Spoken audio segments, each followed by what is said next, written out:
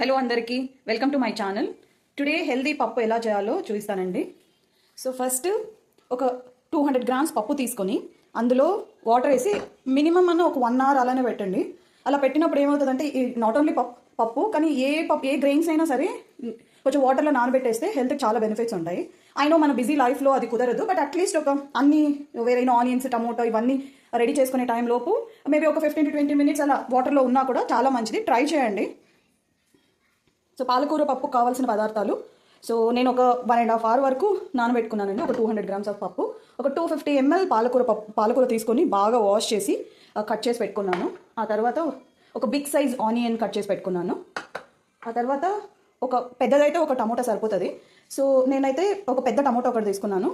మళ్ళీ గార్లిక్ తీసుకున్నాను. సో నేను అందరూ నార్మల్గా పప్పులో ఏంటంటే పోపులో వేసుకుంటారు. So I don't feel it, అంటే అది అంత హెల్దీ అని నేను అనుకోవట్లేదు, అందుకని పప్పులోనే వేసేస్తాను. సో మనకి అది హెల్దీగా ఉంటుంది కాబట్టి స్మాష్ చేసినప్పుడు కొంతమంది పిల్లలు ఎస్పెషల్లీ తినరు కాబట్టి అందులో స్మాష్ అయిపోతే ఈజీగా వాళ్ళకి తెలియకుండానే వాళ్ళు తింటారు కాబట్టి నేను ఎప్పుడు పప్పులోనే వేసేస్తాను.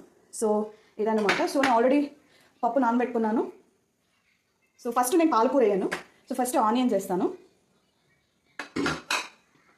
ఆ తర్వాత గార్లిక్, టమోటా వేసేస్తాను. ఆ తర్వాత పచ్చిమిరపకాయలు వేయాలి.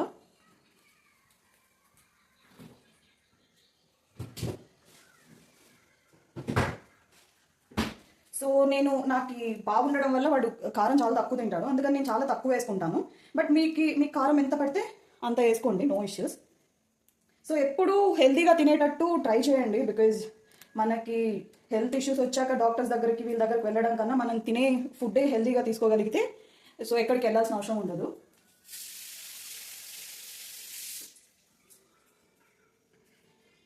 సో పచ్చిమిరపకాయలు కూడా వేసేస్తున్నాను. సో లాస్ట్లో నేను పాలకూర వేస్తాను.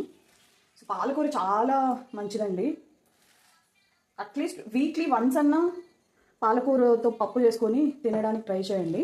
సో ఇది ఎంతవరకు కరెక్టో నాకు తెలియదు, బట్ నా ప్రకారం ఏంటంటే నేను చూసిన వీడియోస్, డాక్టర్స్ అడిగిన వాళ్ళ ఒపీనియన్ ప్రకారం ఎప్పుడు పాలకూర నార్మల్గా మనము స్మూదీల్లో యూస్ చేసుకొని స్మూదీస్లో తాగుతాము.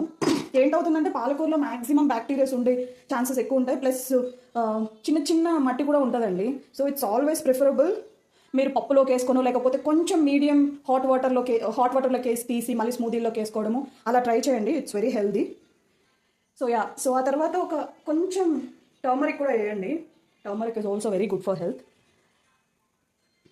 సో నేను ఒక గ్లాస్ వాటర్ అయితే వేస్తున్నాను, ఎందుకంటే నాకు పప్పు కొంచెం తిక్కుగా ఉండాలి. సో అందుకని నేనైతే ఒక 2 to 3 విజిల్స్ పెట్టుకొని స్టాప్ చేసేస్తాను.